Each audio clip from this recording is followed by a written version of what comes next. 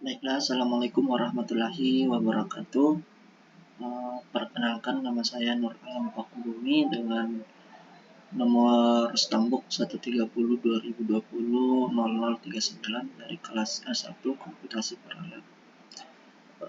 Kali ini saya akan membuat sebuah video rangkuman dari materi 1 sampai pertemuan ke-10 untuk memenuhi tugas UTS yang diberikan dari dosen pengampu mata kuliah.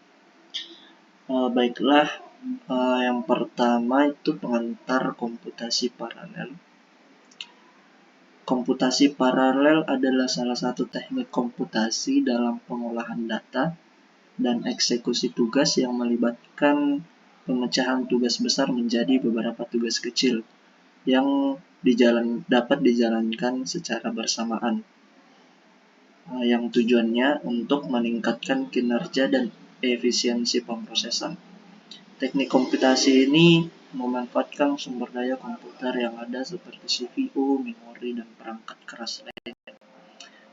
Ini adalah gambaran bagaimana komputasi paralel bekerja, di mana ada suatu permasalahan atau tugas yang dipecah-pecah menjadi bagian-bagian kecil untuk dijalankan oleh sumber daya komputer yang ada. Lalu selanjutnya itu sistem terdistribusi, itu merupakan suatu sistem yang terdiri dari beberapa komputer yang terhubung dan bekerja sama untuk menyelesaikan suatu tugas besar. Ada jenis komputasi paralel yang sering digunakan, yaitu pada jaringan atau network level paralel, di mana big data atau data center.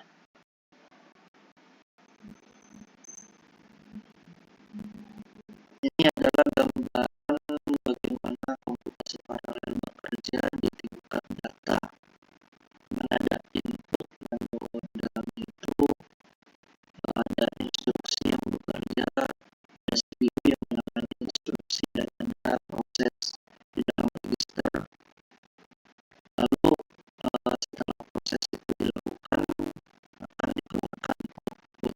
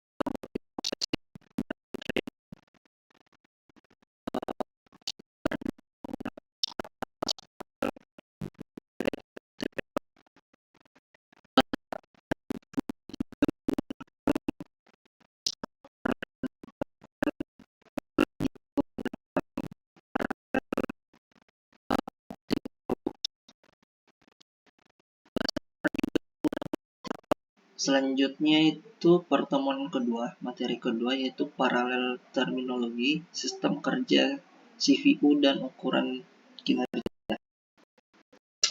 Paralel terminologi biasanya merupakan program atau set instruksi seperti program yang dijalankan oleh prosesor komunikasi. Tugas paralel biasanya perlu bertukar data. Ada beberapa cara yang dapat dicapai seperti melalui bus memori bersama atau pengalihan. Konkurensi adalah kemampuan untuk mengambil beberapa tugas secara bersamaan terlepas dari apakah tugas tersebut benar-benar dilakukan secara paralel. Bisa digunakan dalam pemrograman komponen ataupun mengulas banyak tugas yang dikerjakan pada waktu yang bersamaan. Sedangkan untuk bit itu adalah unit terkecil dari pemrosesan yang dapat dijadwalkan oleh sistem operasi. Dalam pemrograman paralel dapat digunakan untuk menjalankan tugas-tugas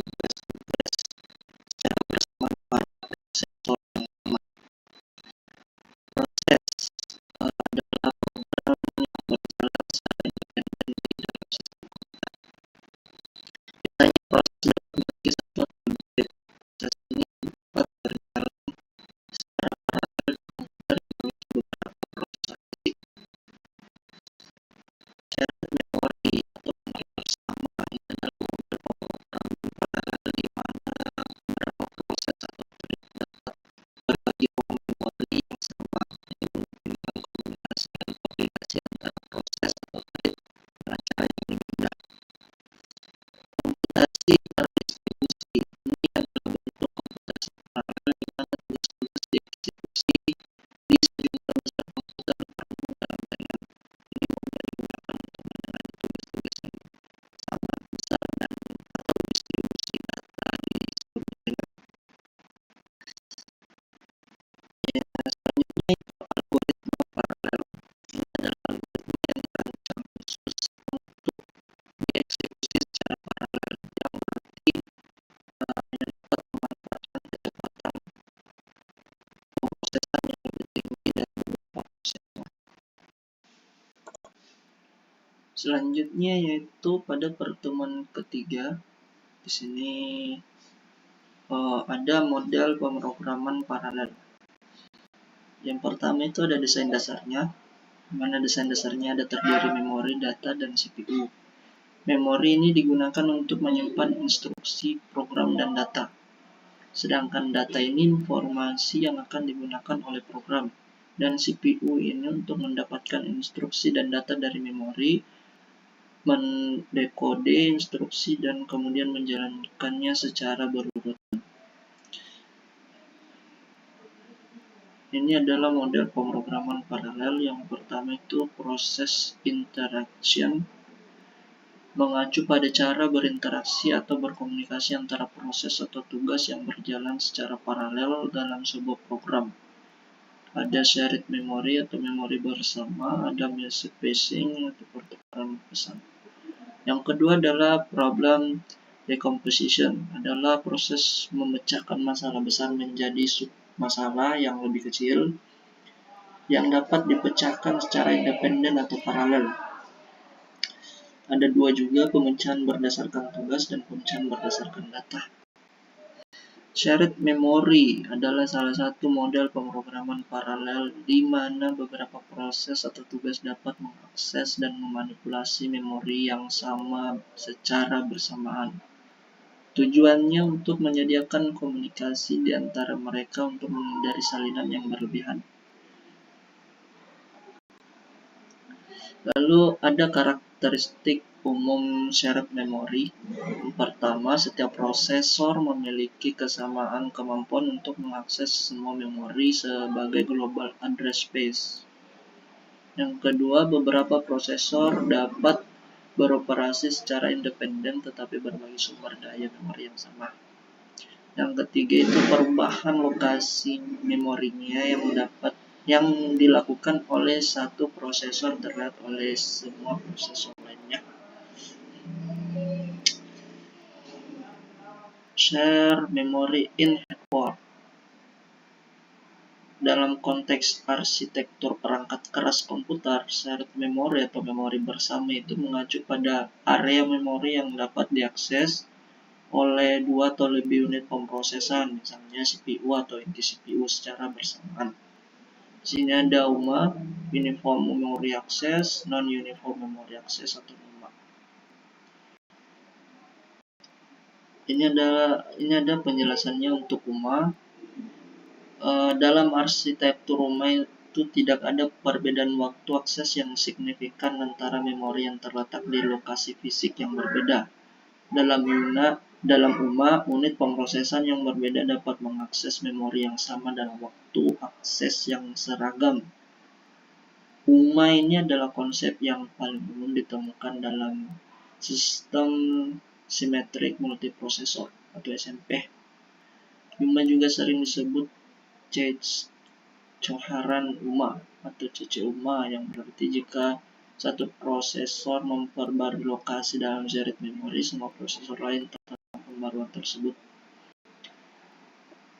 Itu tadi ada SMP yang disebutkan, sekarang ini adalah penjelasannya. SMP itu adalah merujuk kepada kemampuan prosesan komputer yang dilakukan secara serentak. Hal ini dimungkinkan dengan menggunakan dua CPU atau lebih yang memiliki akses seragam ke semua sumber daya main memori.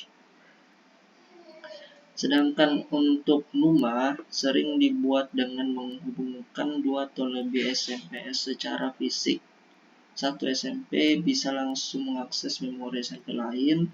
Tidak semua prosesor memiliki waktu akses yang sama untuk semua memori. Akses memori di seluruh link lebih lambat. Shared memory ada keuntungan dan kerugiannya. Keuntungannya itu global address space memberikan perspektif pemrograman yang mudah digunakan ke memori. Data sharing antara task lebih cepat dan seragam karena kedekatan memori dengan CPU. Sedangkan untuk kerugian utamanya adalah kekurangannya skalabilitas antara memori dan CPU. Dan yang kedua itu tanggung jawab programmer untuk konstruksi sinkronisasi yang memastikan akses current dari memori global. Distributed memory seperti shared memory. Sistem distributed memory sangat bervariasi tetapi memiliki karakteristik yang sama. Distributed memory memerlukan jaringan komunikasi untuk menghubungkan memori antar prosesor. Selanjutnya yaitu adalah message passing atau pertukaran pesan.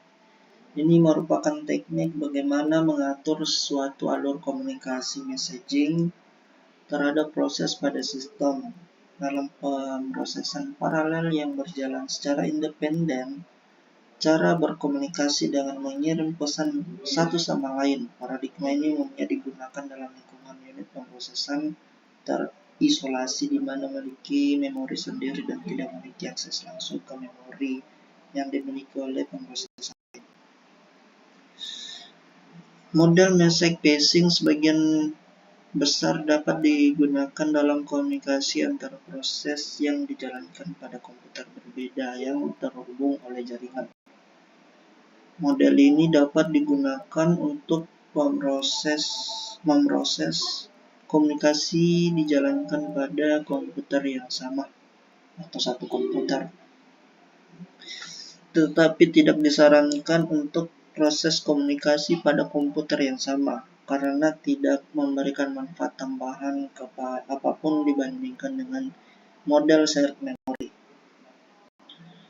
Metode message passing. Pertama itu ada synchronous message passing. Pengirim menunggu untuk mengirim pesan sampai penerima siap untuk menerima pesan. Oleh karena itu tidak ada buffering. Selain itu pengirim tidak bisa mengirim pesan untuk dirinya sendiri. Metode kedua itu asinkronus. Pengirim akan mengirim pesan kapanpun dia mau. Pengirim tidak peduli ketika penerima belum siap atau menerima. untuk menerima pesan. Oleh karena itu diperlukan buffering untuk kemampuan pesan sementara sampai penerima siap menerima pesan. Selanjutnya kita membahas Message Passing Interface atau MPI. Contoh implementasi model pemrograman paralel MPI yaitu ini ada dua ya, ada MP dan PVM. Ini karakteristik MPI memungkinkan komunikasi antar unit pemrosesan, biasanya disebut sebagai prosesor atas. Standar industri.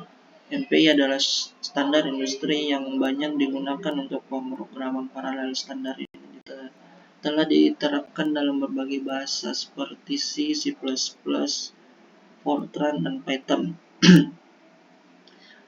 Pesan. MPI berfokus pada komunikasi melalui pesan. Proses-proses pengiriman dan penerima pesan untuk berbagi data dan informasi. Pesan-pesan ini memiliki elemen pengirim, elemen penerima, dan isi pesan. Operasi sinkronisasi. MPI menyediakan berbagai operasi sinkronisasi yang memungkinkan proses untuk mengatur urutan eksekusi dan berkoordinasi. Ini mencakup operasi seperti send dan receive, serta operasi sinkronisasi kolektif seperti barrier.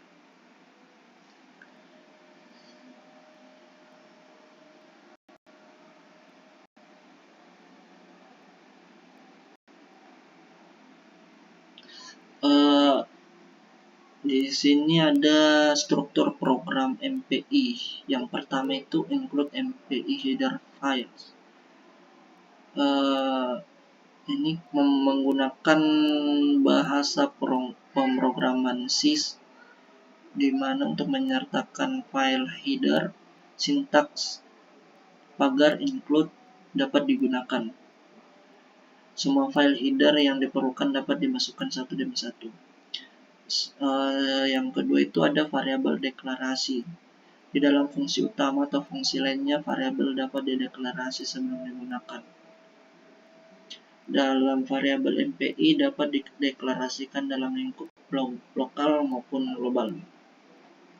Yang ketiga itu inisialisasi MPI improvement. Program MPI berbeda dengan program lain. Dalam program MPI dibutuhkan deklarasi tambahan, yaitu inisialisasi MPI improvement dan closing MPI improvement. Proses ini menjadi pembuka dan penutup dalam program MPI. Untuk proses pembuka dapat dilakukan dengan memanggil fungsi MPI init. Yang selanjutnya itu ada do computation and or MPI communication. Pekerjaan komputasi dapat dilakukan dengan menggunakan instruksi C normal, dan komunikasi dapat dilakukan dengan menggunakan fungsi komunikasi MPI. Untuk komunikasi satu ke satu atau satu ke banyak atau banyak ke satu atau banyak ke banyak, fungsi dapat digunakan sesuai kebutuhan.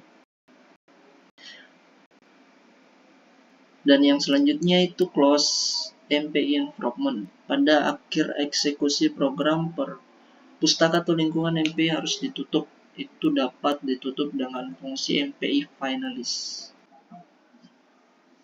Selanjutnya yaitu adalah tools pemrograman paralel. Yang pertama itu ada instalasi compiler yang mendukung OpenMP. OpenMP biasanya terintegrasi dengan compiler pada Windows, dapat menggunakan compiler seperti MinWiW64. Dapat download pada link berikut. Cara instalasi MSJS2 itu setelah filenya di-download, maka langsung saja run the installer. Cukup di next saja. Setelah itu finish. Untuk instalasinya sendiri itu sebelum menginstal OpenMP, pastikan database paket MSJS2 telah terupdate dengan menjalankan perintah pacman-syu untuk menggunakan OpenMP memerlukan kompiler yang mendukung GCC atau GNU Compiler Collection, salah satu pilihan yang umum digunakan.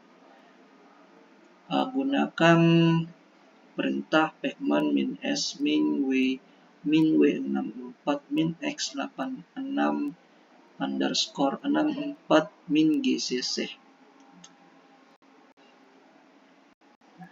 Jika sudah, maka bisa mencobanya dengan menjalankan program OpenMP di bawah ini. Caranya itu yang pertama, jalankan perintah nano nama file.cpp. Lalu yang kedua itu masukkan program ini. Setelah itu jalankan perintah j++-min-o nama file.x nama file.cpp min -fopnp. Lalu jalankan perintah /nama file.x.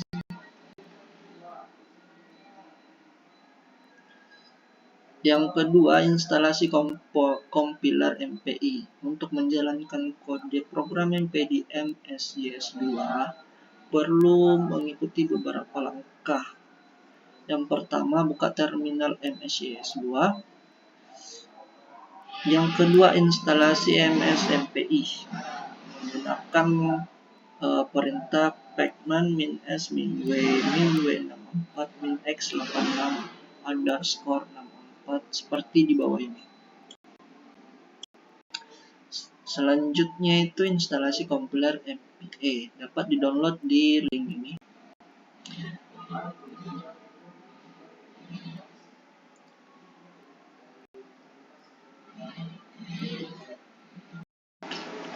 Materi selanjutnya yaitu OpenMP Programming.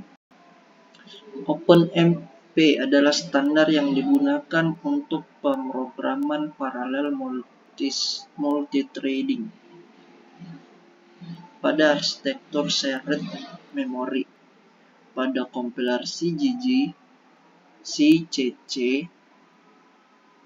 tidak perlu instalasi tambahan. Programmer cukup menambahkan direktif OMP pada pragma, seperti contoh yang ada di sampingnya ini. Memparalelkan program kompilasi program menggunakan JCC min -fopnp. Critical section untuk mengontrol akses bersama ke sumber daya yang bersifat bersamaan atau shared resource, sehingga mencegah thread mengakses bagian kode secara bersamaan. Contoh umum penggunaan critical section adalah untuk menghindari kesalahan membaca tulis atau write pada variabel bersama. Contoh programnya itu seperti pada gambar di sampingnya. Yang kedua ada barrier, adalah mekanisme yang memastikan bahwa semua thread yang berpartisipasi dalam blok paralel tidak mencapai titik tertentu dalam program sebelum melanjutkan eksekusi. Barrier memastikan koordinasi antara thread sehingga tidak ada thread yang melanjutkan eksekusi lebih cepat dari yang lain. Yang ketiga ada atomic. Penggunaan atomic dalam OpenMP adalah untuk melindungi operasi terhadap variabel bersama dari kondisi perlombaan atau race condition. Ini berguna ketika beberapa thread berusaha untuk mengakses atau memodifikasi variabel bersama pada saat yang sama. Dengan menggunakan atomic, kita dapat memastikan bahwa operasi tersebut akan selesai tanpa interupsi. Atomic update.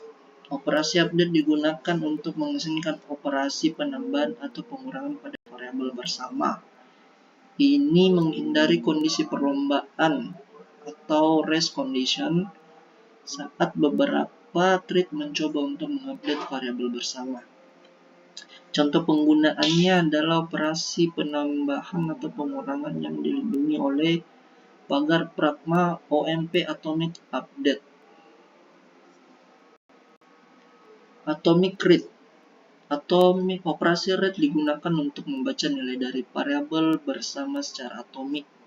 Ini memastikan bahwa operasi baca selesai tanpa gangguan dari thread lain. Contoh penggunaannya adalah membaca nilai dari variabel bersama.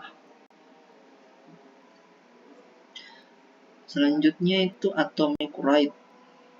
Digunakan untuk menulis nilai ke variabel bersama secara atomik. Ini memastikan bahwa operasi penulisan selesai tanpa gangguan dari thread lain. Contoh penggunaannya adalah mengubah nilai dari variabel bersama. Atomic capture. Operasi capture digunakan untuk melakukan operasi pembacaan dan penulisan sekaligus pada variabel bersama. Ini memungkinkan thread untuk mengambil nilai lama variabel bersama, melakukan operasi tertentu, misalnya perbandingan, dan menggantinya dengan nilai baru jika kondisi memenuhi. Contohnya adalah mengambil nilai lama, melakukan perbandingan, kemudian mengganti nilai variabel bersama berdasarkan hasil perbandingan. Shared and private variable. Ada shared variable, ada private variable. Shared variable ada bersama adalah variabel yang dapat diakses oleh semua thread dalam lingkungan paralel. Yang artinya bahwa semua thread memiliki akses ke variabel yang sama dan dapat membaca dan menulis ke variabel tersebut. Variabel bersama biasanya digunakan untuk berbagi data antara thread, tetapi ini juga bisa menjadi sumber potensial kondisi perlombaan jika tidak ditangani dengan benar. Private variable adalah variabel yang masing-masing thread memiliki salinan sendiri. Setiap thread memiliki salinan yang terpisah dan tidak berbagi nilainya. Variabel privat biasanya digunakan untuk menyimpan data yang hanya relevan untuk thread tertentu, dan ini menghindari masalah kondisi perlombaan. Ini adalah contoh shared and private variable.